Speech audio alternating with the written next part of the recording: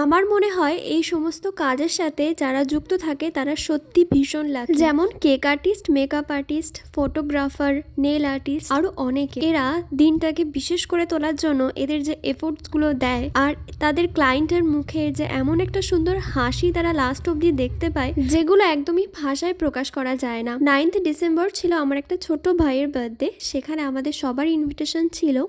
আমরা গিয়েছিলাম কেকটা ডেলিভারি দিতে, এবং কেকটা ডেলিভারি দেওয়ার পর এত সুন্দর যে তারা বলেছে, এবং কেকের ডেকোরেশন থেকে শুরু করে সমস্ত সবটা যে তাদের এত ভালো লেগেছে, হয়তো তোমরা দেখে বুঝতে পারছো। রিভিউটা ফোন করে বলে দিয়েছিল বলে আর সেটা অ্যাড করা হয়নি।